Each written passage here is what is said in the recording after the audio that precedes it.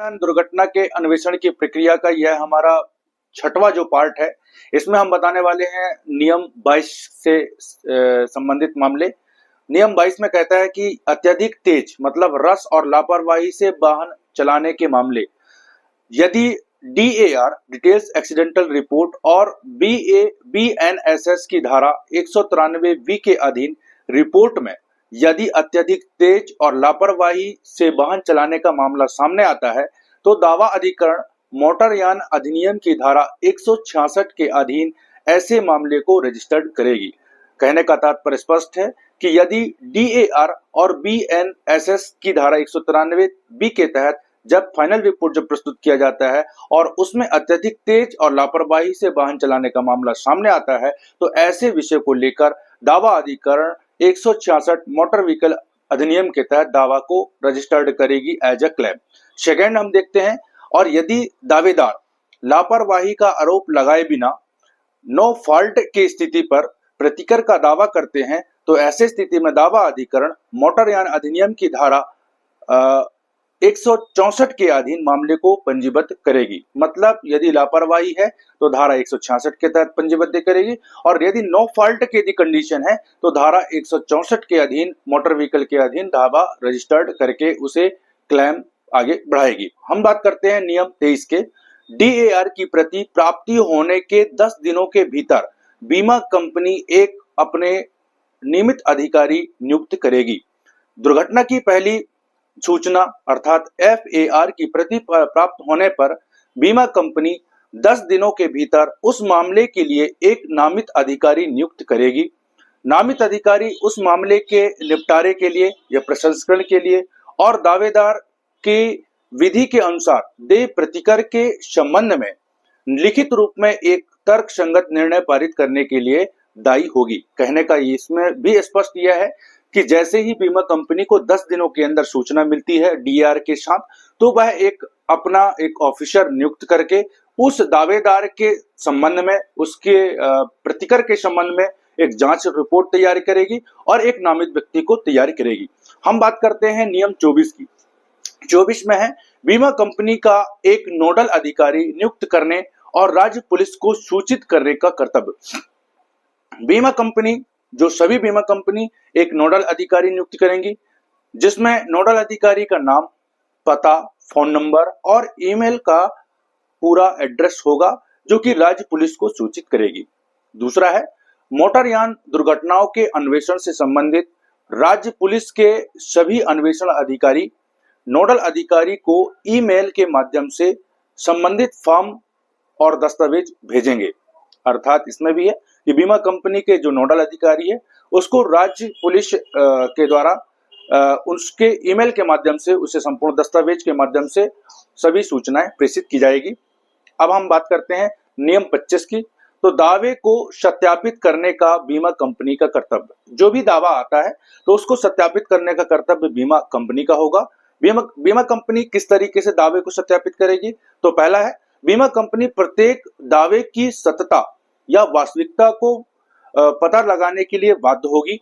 बीमा कंपनी दावे की सत्यापित करने के लिए अपने स्वयं के अधिकारी को निर्देशित करेगी या फिर एक अन्वेषक या सर्वेक्षक नियुक्त करेगी। मतलब बीमा कंपनी जब भी किसी एक्सीडेंट होती है और उस एक्सीडेंट में उस बीमा कंपनी का बीमा है तो वह उसके सर्वेक्षण और सत्यता की जांच करने के लिए एक अधिकारी नियुक्त करेगी, एक अन्वेषक नियुक्त करके उसकी सत्यता की जांच करेगी।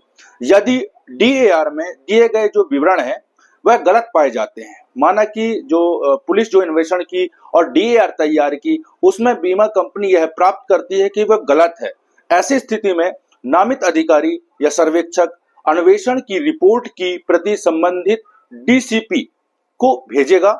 यदि अन्वेषण करने पर बीमा कंपनी को फर्जी दुर्घटना का मामला सामने आता है तो बीमा कंपनी संबंधित DCP के समक्ष दोषी वाहन के चालक के कॉल डिटेल्स, रिकॉर्ड, DCR की मांग करने के लिए एक आवेदन दायर करने के लिए स्वतंत्र रहेगी। इस तरीके से यदि कोई फर्जी मामला सामने आता है तो बीमा कंपनी उस अन्वेषण के उस वाहन चालक और वाहन मालिक के कॉल डिटेल्स के संबंध में भी डीसीपी को आवेदन करके उसे जानकारी ले सकती है। वहीं हम बात करते हैं नियम 26 की। तो नियम 26 में यह कहता है कि DAR मतलब डिटेल्स एक्सीडेंटल रिपोर्ट के 30 दिनों के भीतर बीमा कंपनी द्वारा दावा अधिकरण के समक्ष प्रारूप 11 में प्रस्तुत किया जाना। प्रारूप 11 आवश्यक रूप से बीमा कंपनी दावा अधिकरण के समक्ष DAR के साथ प्रस्तुत करेगी।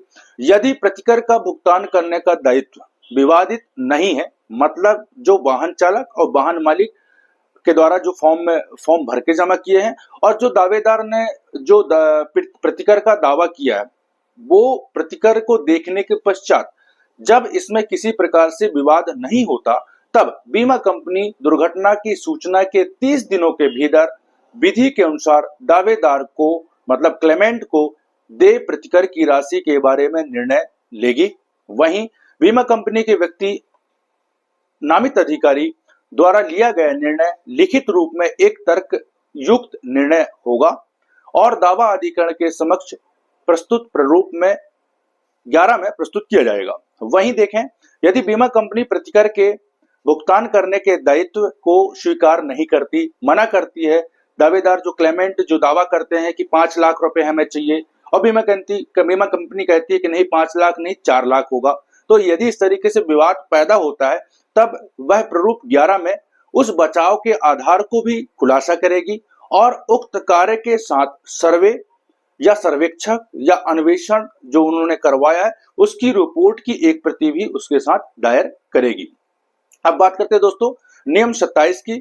तो नियम 27 कहता है, जहां दावेदार बीमा कंपनी के प्रस्ताव को स्वीकार करते हैं वहां सहमत निर्णय पारित किया जाना। मतलब बीमा कंपनी के द्वारा जो प्रारूप 11 में जो डिसीजन ले लिया गया है उस बात को यदि क्लेमेंट स्वीकार करते हैं, जैसे बीमा कंपनी कहती है कि 5 लाख हम दे सकते हैं और क्लेमेंट भी इस बात से सहमत हो जाते हैं कि हाँ ठीक है 5 लाख ही ठीक है, हम इतना ही स्वीकार करते हैं। ऐसी स्थिति में जो ट्रिब्यूनल होगा वह क्या निर्णय करेगी, कैसी प्रक्रिया होगी। तो बीमा कंपनी के नामित अधिकारी द्वारा मूल्यांकन किए गए प्रतिकर में दावेदार के लिए एक विधिक प्रस्ताव शामिल होगा और यदि उक्त राशि दावेदार के लिए उचित और स्वीकार है, मतलब जो बीमा कंपनी दे रही है पैसे वह दावेदार क्लेमेंट को स्वीकार है, तब जो ट्रिब्यूनल है एक सहमत निर्णय पारित करेगी एक और निर्णीत राशि जमा करने के लिए बीमा कंपनी को 30 दिनों के मोहलत देगी। 30 दिनों के अंदर बीमा कंपनी वह राशि उसे उनके दावेदार के खाते में जमा करेंगे।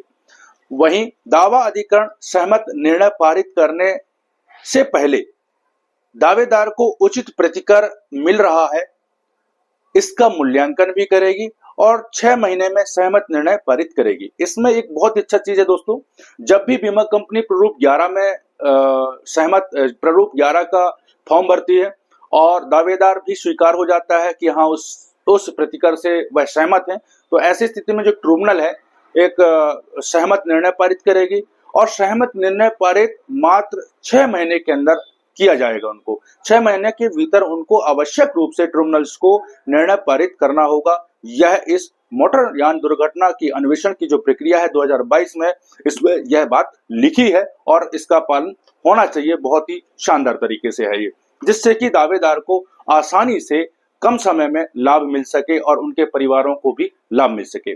वही नियम 28 जो कहता है कि जो क्लेमेंट है, क्लेमेंट को 30 दिनों के भीतर बीमा कंपनी के प्रस्ताव का जवाब देना होगा। यह 28 है। जब भी बीमा कंपनी प्रस्ताव देती है तो उसको क्लेमेंट जो है 30 दिनों के अंदर उसका जवाब देगी। दावेदार बीमा कंपनी द्वारा प्रस्तुत प्रस्ताव का जवाब तुरंत नहीं दे पाते हैं तो 30 दिनों के भीतर या अंदर जवाब देना होगा। इससे अधिक समय नहीं दिया जाएगा। यदि क्लेमेंट को समय मोहलत मांगते हैं तो मात्र 30 दिनों का ही दिया जाएगा, इससे नहीं, इससे ज्यादा नहीं। इस तरीके से हम जो आज जो बात किए वह नियम 22 से लेके नियम 28 जो हमारा पार्ट 6 है, इसके बाद हम जब बात करेंगे नियम 29 से आगामी। जय हिंद, जय भारत। मैं एडवोकेट निर्मल कुमार साहू, सहपुरा, जिला डिंडौरी, मध्य प्रदेश।